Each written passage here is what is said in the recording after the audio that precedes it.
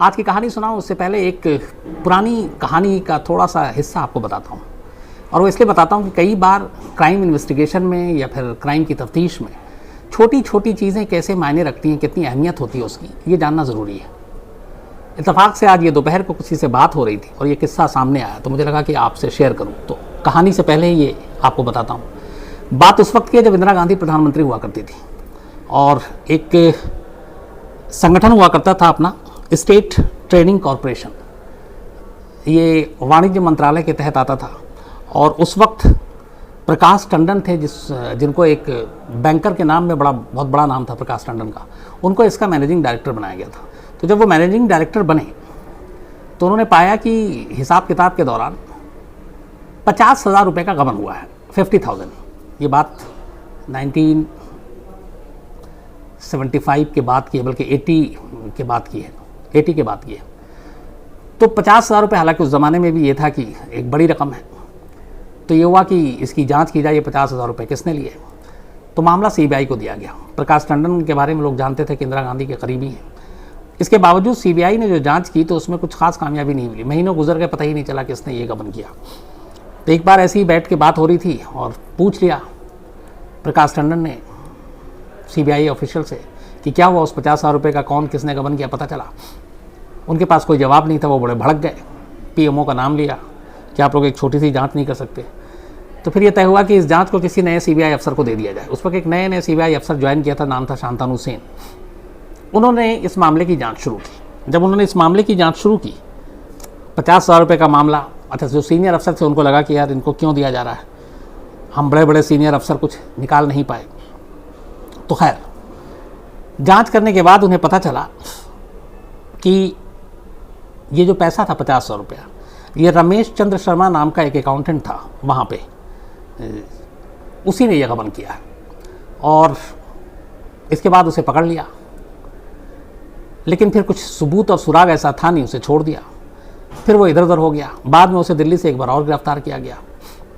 तब उसने कबूला कि हाँ उसने ये 50,000 रुपये गबन किया। और कैसे किया उसने बताया कि असल में उस वक्त चेक आया करते थे। तो एक चेक था सिर्फ 38 रुपये का और एक था 10 रुपये का। उसने क्या किया कि इन दोनों चेक में फिगर जो है सिर्फ 38 और 10, आगे आजकल जो आप चेक देखते होंगे उसमें क्रॉस या 00, 000, वैसा कुछ नहीं था और इंग्लिश में फिगर लिखा नहीं था न्यूमरिक में। तो उसने 38 को 38,000 कर दिया और 10 को 10,000 कर दिया। तो 48,000 तो ऐसे ही आ गए। और उसके बाद उसने ये कैश विड्रॉ करा दिया।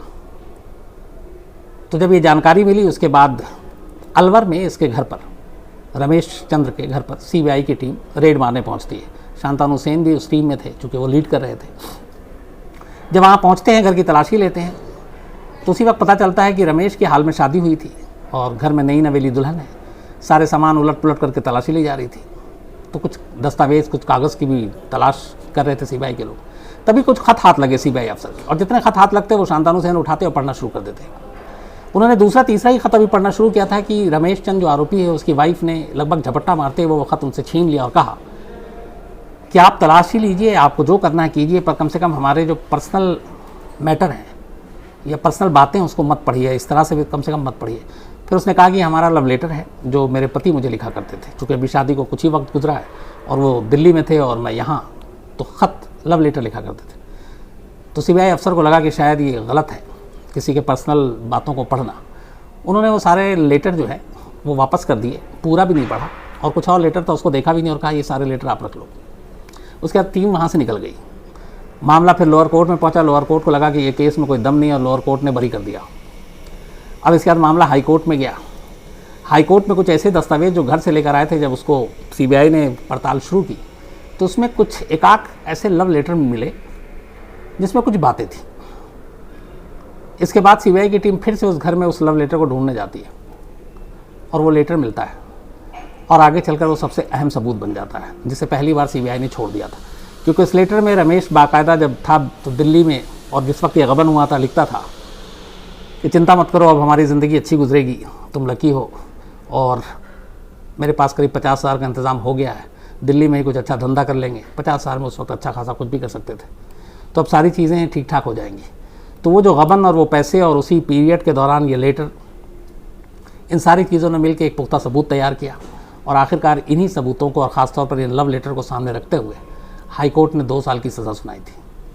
तो कहानी इसलिए सुनाई कि कई बार क्राइम के केस में आप छोटी से छोटी चीज़ों को भी अगर नज़रअंदाज करते हैं तो बड़ा महंगा साबित हो सकता है। इसीलिए कहते हैं कि जब आप सीन ऑफ क्राइम पे जाते हैं या किसी चीज़ की इन्वेस्टिगेट करते हैं तो आपको अपनी आंखें खुली होनी चाहिए, कान खुले होने चाहिए, और वहाँ पे बारीक से बारीक चीज़ों में भी आपको एक सबूत और सुराग ढूंढने की कोशिश करनी चाहिए। इत्तेफाक से कई बार ऐसा नहीं होता है और इसीलिए केस हाथ से निकल जाता है। पुलिस या बाकी एजेंसियां पकड़ तो लेती हैं लेकिन अदालत में सज़ा नहीं दिलवा पाती हैं। अब आते हैं आज की कहानी के ऊपर, एक बेहद अफसोसनाक कहानी। और ये कहानी अफसोसनाक होने के साथ साथ कहीं ना कहीं पुलिस की नाकामी की भी कहानी है। नाकामी की कहानी इसलिए है कि एक केस ऐसा होता है जो लगभग 48 दिन तक अनसुलझा होता है और पुलिस कुछ नहीं कर पाती है। ये कहानी है मध्य प्रदेश के देवास इलाके की।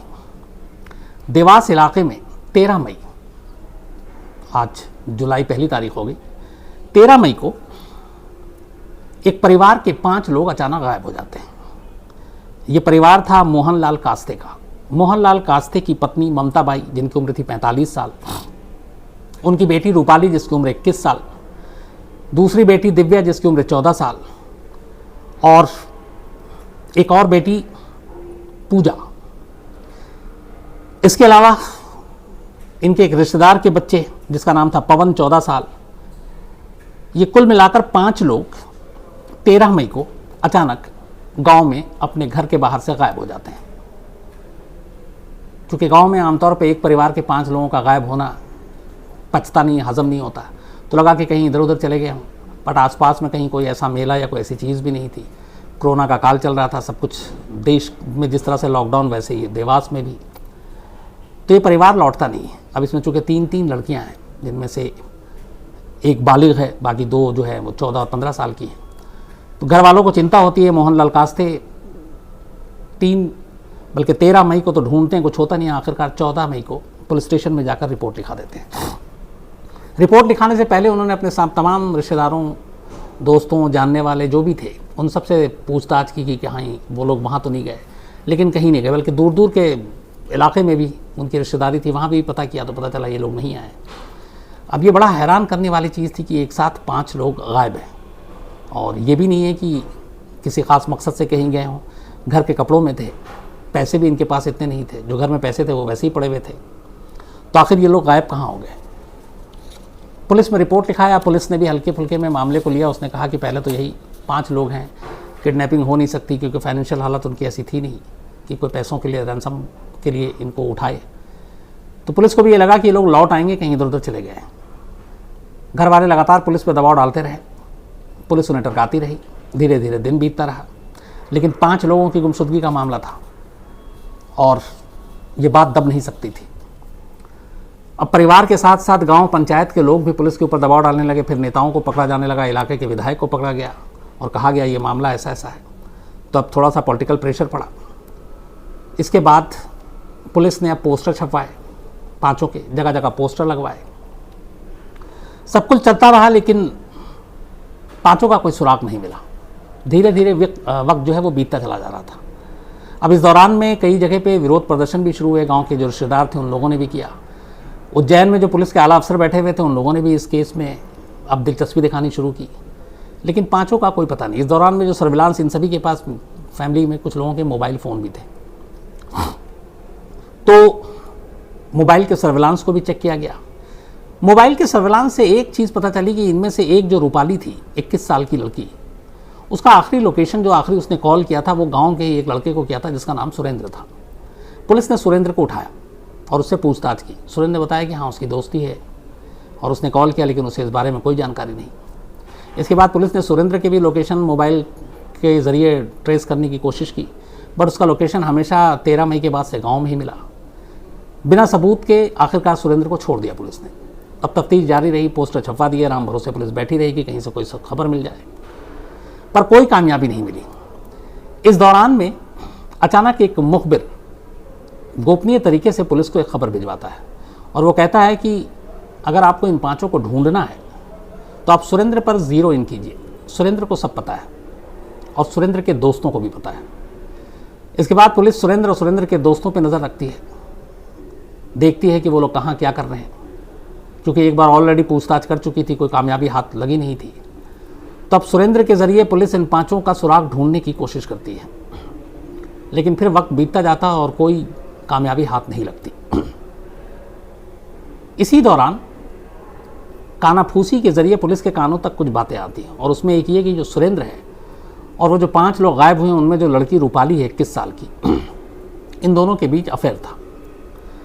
फिर जांच में ये पता चला कि सुरेंद्र की शादी किसी और लड़की से तय हो गई थी।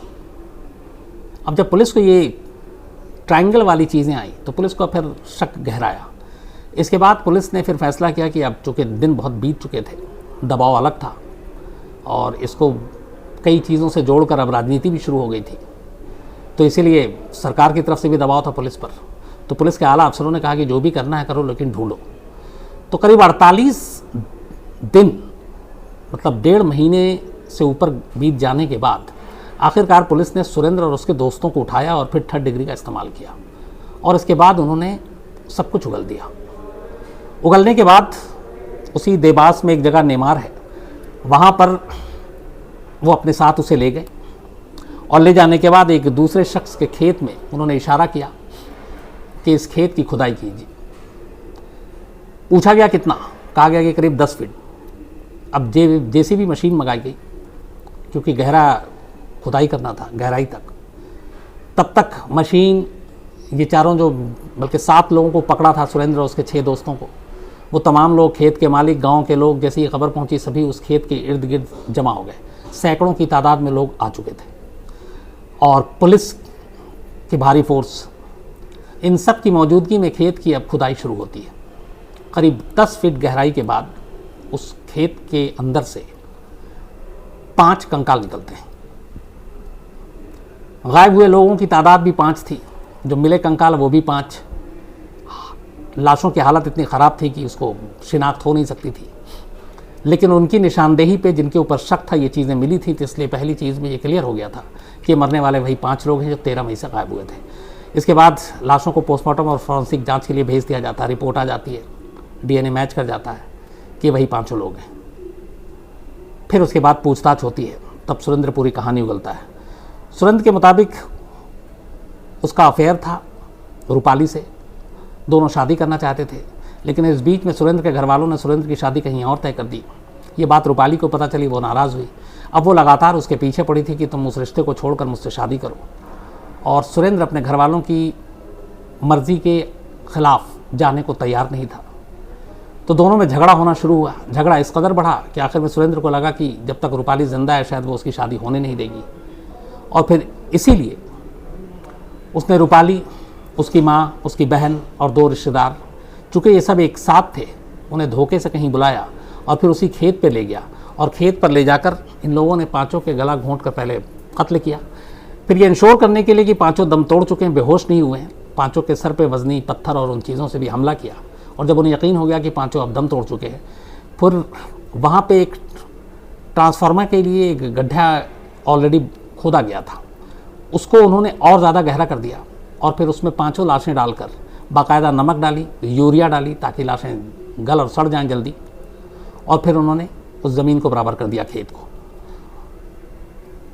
खेत पे उस वक्त तक, और जिस जगह पे इन्होंने गड्ढा खोद के डाला था, वहाँ पे कोई जाता आता नहीं था, वहाँ पे कोई ऐसी खेती बाड़ी भी नहीं हो रही थी, तो किसी का ध्यान ही नहीं गया। और सुरेंद्र और उसके दोस्त वापस अपने अपने घर चले गए, और 13 मई से लेकर 48 दिन तक ये सारी चीज़ें यूं ही दबी और छुपी रही। अब जाकर ये लास्ट ट्यूसडे को, मंगलवार को, 48 दिन पुरानी इस कत्लेआम की कहानी दुनिया के सामने आई, और ये 7 लोग गिरफ्तार हुए।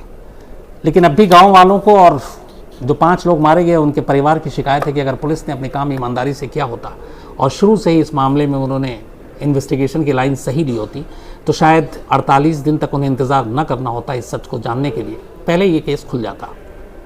लेकिन पुलिस की अपनी दलील है कि उनके पास कोई सुराग नहीं था, कोई सबूत नहीं था, तो वक्त लगा। लेकिन अब जब ये खुला है तो उस पूरे इलाके में एक तरह से दहशत है, क्योंकि 5 एक ही परिवार के लोगों की सामूहिक हत्या, और इस तरीके से हत्या के बाद खेत में उनकी लाशों को दफनाना, उन लोगों के लिए ये पहली बार ऐसी कोई खबर आई थी।